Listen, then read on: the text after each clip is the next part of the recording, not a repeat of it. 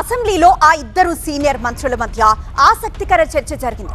గోదావరి పుష్కరాల సందర్భంగా తమ శాఖకు నిధులు కేటాయించాలని మంత్రి రామనారాయణ రెడ్డి కోరగా, ఆర్థిక మంత్రిగా తనను ఇబ్బంది పెట్టిన వాళ్ళు ఎవరైనా ఉన్నారంటే అది రామనారాయణ రెడ్డి ఒక్కరే అంటూ కామెంట్ చేశారు మంత్రి పయ్యావుల.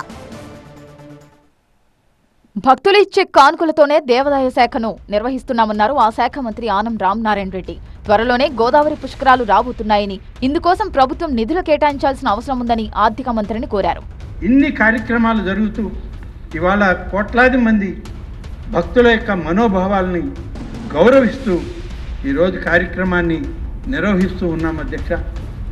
చివరగా నేను మా ఆర్థిక శాఖ మంత్రి గారిని అడుగుతున్నాను అధ్యక్ష, ఇవాళ వచ్చిన పద్దు ఇది ఆర్థిక శాఖ ద్వారా వచ్చిన దీని నిధులు కేవలం దేవాదాయ శాఖ భక్తులు ఇచ్చేటువంటి కానుకలతోనే నిర్వహిస్తున్నాం అధ్యక్ష. పుష్కరాలు వస్తున్నాయి అధ్యక్ష.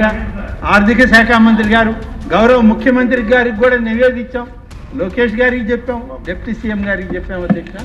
రాబోయేటువంటి గోదావరి పుష్కరాలకి అదనపు నిధులు ఇవ్వాల్సిన అవసరం ఉంది అధ్యక్ష. దేవాదాయ శాఖ డిమాండ్ గురించి సవివరంగా చెప్పిన ఘనత ఆనం రామనారాయణ రెడ్డికే దక్కుతుందన్నారు ఆర్థిక మంత్రి పయ్యావుల కేశవ్.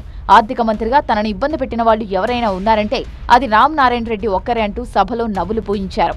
దేవాదాయ ధర్మాదాయ శాఖ డిమాండ్ మీద ఇంత డీటెయిల్డ్ ఎక్స్ప్లెనేషన్ ఇచ్చినటువంటిది ఏ రికార్డ్ సిస్టంలో ఉండదు. This it self shows the difference in the governance అధ్యక్ష. గత ప్రభుత్వానికి ఈ ప్రభుత్వానికి తేడా ఏంటి అనేటువంటిది ఈరోజు మా రామన్న గారి మాటల్లో స్పష్టంగా సమాజానికి కూడా అర్థమైంది అధ్యక్ష. డబ్బుల్లో అసలు నన్ను ఇబ్బంది పెట్టినటువంటి వ్యక్తి ఎవరైనా ఉన్నారంటే మా రామన్న ఒక్కడే. ఆర్థిక పరంగా నన్ను ఇబ్బందులు పెట్టినటువంటి వ్యక్తి ఎవరైనా ఉన్నారంటే మా రామనారాయణ గారే.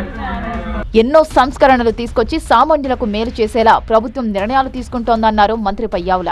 ఏపీ బిజినెస్ ఫ్రెండ్లీ స్టేట్ అనే బ్రాండ్ దెబ్బతినకుండా చూసుకుంటున్నామన్నారు.